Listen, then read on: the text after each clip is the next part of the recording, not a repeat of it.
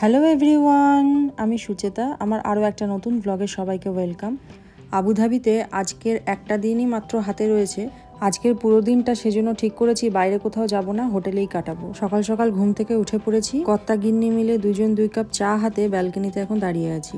ছেলে এখনো ঘুম থেকে ওঠেনি। আসলে এই দুদিন এত বেশি ঘোরা হয়েছে, আমাদের তিনজনেরই একটু ক্লান্ত লাগছে, সেজন্য ঠিক করেছি আজকে আর কোথাও বেরোবো না। আবুধাবিতে কিন্তু সেরকম ঠান্ডাটা নেই। দুবাইতে কিন্তু বেশ ঠান্ডা, প্রায় কলকাতার মতন। এরকম মনোরম ওয়েদারে আর মনোরম পরিবেশে দুজনে চায়ের কাপ হাতে নিয়ে গল্প করতে বেশ ভালোই লাগছে। আসলে অন্য দিনেও আমরা একসাথে বসেই চা খাই, কিন্তু অন্য দিনে সকালে এত ব্যস্ততা থাকে, ব্রেকফাস্টের তারা, লাঞ্চের তারা, অফিসের তারা, এসব নিয়ে চায়ের কাপ যে কখন শেষ হয়ে যায় বুঝতেও পারি না। আর নয়তো চা পড়ে পড়ে ঠান্ডা হয়, খেয়াল থাকে না। এদিকে জুনিয়রের ঘুম ভেঙেছে, ও ফ্রেশ হয়ে গেলে আমরা নিচে যাব ব্রেকফাস্ট করতে। ব্রেকফাস্টের পর ওরা বাবা ছেলে মিলে সুইমিং করবে, সেজন্য একেবারে রেডি হয়ে চলে এসেছে নিচে। এই হোটেলে কীরকম ধরনের ব্রেকফাস্ট থাকে আজকে আপনাদের সঙ্গে একটু শেয়ার করি। আমরা দুদিন ধরে হোটেল থেকে ব্রেকফাস্ট করেই বেড়াতে বেরোচ্ছিলাম, আর এই ব্রেকফাস্ট করার পর লাঞ্চে আমাদের খিদেই পাচ্ছিল না, তাই লাঞ্চের টাইমে ওই টুকটাক কিছু খেয়েই পেট ভরাচ্ছিলাম। আর এখানে ব্রেকফাস্টের মেনুতে যে কত কত আইটেম রয়েছে, মানে কোনটা ছেড়ে কোনটা খাবো সেটাই বুঝে উঠতে পারছিলাম না। সকালবেলা এমনিতে খুব বেশি খাওয়াও যায় না, কিন্তু এখানে এত লোভনীয় সব খাবারগুলো রয়েছে, না খেয়ে থাকাও যাচ্ছে না। কথাই আছে ব্রেকফাস্টটা কিন্তু সবসময় রাজার মতন করা উচিত, কিন্তু আমরা সবসময় উল্টোটাই করে থাকি, মানে ডিনারটা সবসময় রাজার মতন করি। কারণ বাড়ির অন্যান্য সদস্যরা যেহেতু সারাদিন বাইরে বাইরে থাকে, তাদের আহা বাবা বাছা করতে করতে রাতেই বেশি খাওয়া হয়ে যায় আমাদের বেশিরভাগ বাড়িতেই। এই দেখুন, এদিকে ইন্ডিয়ান ব্রেকফাস্ট আছে। যে দেশেই যান না কেন, হোটেলে ইন্ডিয়ান ব্রেকফাস্ট, লাঞ্চ, ডিনার, কিছু না কিছু ইন্ডিয়ান ফুড তো থাকবেই। এখানে রয়েছে অনিয়ন পরাঠা, পনির বাটার মশলা, আর এই দেখুন ধোকলাও আছে।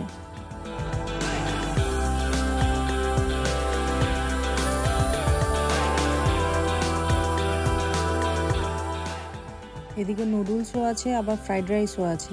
এখানকার বেশিরভাগ আইটেমই হয় ভেজিটেবলস দিয়ে, নয়তো ডিম, আর নয়তো চিকেন দিয়ে তৈরি। আর অন্য কোনো নন ভেজের আইটেমগুলো আলাদা করে রাখা রয়েছে অন্য সাইডে। আর এটার মধ্যে আছে ভার্মিসিলি, যেটা বাড়িতে আমাদের খেয়ে খেয়ে মুখে একদম ছাতা পড়ে গেছে। আর এই দিকটা হচ্ছে অমলেটের সেকশন। সেদ্ধ ছাড়া যেরকম স্টাইলের ডিম খেতে চান ঠিক সেরকমভাবেই ওনারা বানিয়ে দেবেন।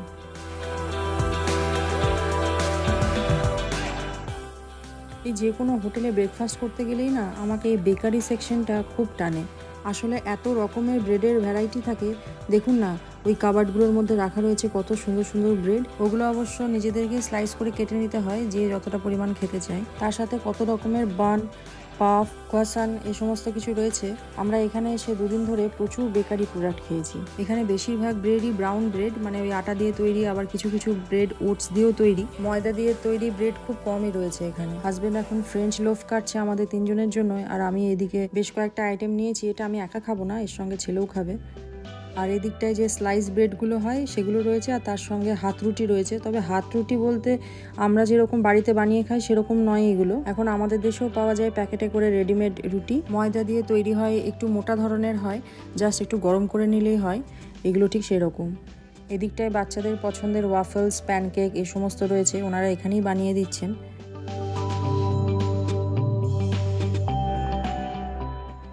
এখন আমরা তিনজনের জন্য 3টে ভেজিটেবল স্ক্রাম্বলড এগ বলেছি, ওনারা বানিয়ে দিচ্ছেন এখন। এবার জমিয়ে একটু ব্রেকফাস্ট করি। ব্রেকফাস্ট সেরে এখন আমরা যাচ্ছি হোটেলের সুইমিং পুলে। আমি পুলে নামবো না, ওরা বাবা ছেলে নামবে। হোটেলের এই সাইডটাতে swimming pool, beauty parlour, spa, সনা, জিম, এই সমস্তগুলো রয়েছে।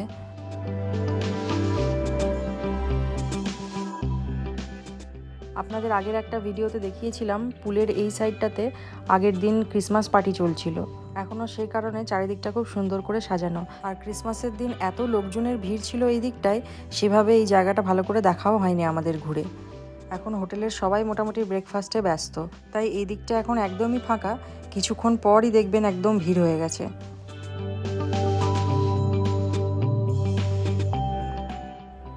এই পুলটা বাচ্চাদের জন্য, এটাও অনেকটা বড়। আবার বড়দের জন্য যেটা রয়েছে সেই পুলটাও অনেক বড়। তার পাশাপাশি এই হোটেলের একটা প্রাইভেট বিচও আছে। ওই দূরে নেট দিয়ে ঘেরা রয়েছে, হয়তো ক্যামেরাতে ভালো করে ধরা পড়ছে না। অতটা অবধি হচ্ছে হোটেলের জায়গা, তাই হোটেলের যে কেউ গিয়ে ওই ঘেরা জায়গা অবধি সুইমিং করে আসতে পারে আরামসে। আর ওই যে একটা সুন্দর গোল মতন বিল্ডিং দেখা যাচ্ছে, ওটা কোনো অফিসিয়াল বিল্ডিংই হবে। দেখতে কিন্তু বেশ ইউনিক, তাই না? কিন্তু এই বিল্ডিংটা আবুধাবিতে মনে হয় খুব ফেমাস, কারণ আবুধাবির যে সমস্ত সুভিনিয়ারগুলো বিক্রি হচ্ছে সেখানে দেখছি এই বিল্ডিংটার ছবি রয়েছে। এই বিল্ডিংটার সম্পর্কে যদি কারোর কিছু জানা থাকে প্লিজ কমেন্ট করে জানাবেন। পুল সাইডে বিচের ধারে এত এত যখন চেয়ার লাগানো রয়েছে, মনে হয় ভালো মতনই ভিড় হয় এখানে।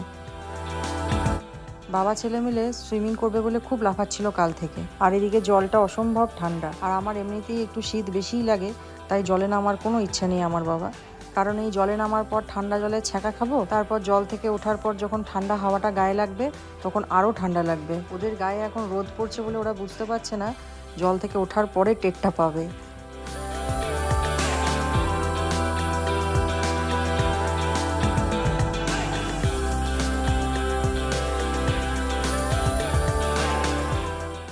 ওদের এখন জল থেকে ওঠার সময় হয়েছে, কিন্তু এখন ওরা বুঝতে পারছে যে ওঠার পর ওদের অবস্থাটা কি দাঁড়াবে।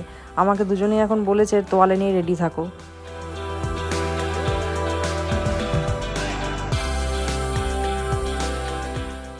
প্রায় 1 ঘন্টা মতন সুইমিং করে এলো, স্নান টান সব কিছুই হয়ে গেছে। এখন বলছে আবার যাবে সুইমিং করতে। বুঝুন ঠেলা, এই সব বাচ্চাদেরকে দেখেছি জল নিয়ে খেলতে পারলে আর কিছু চায় না। সকাল গড়িয়ে এখন দুপুর, চারিদিকটা এত নিরিবিলি আর নিস্তব্ধ, এমনিই ঘুম পেয়ে যাচ্ছে।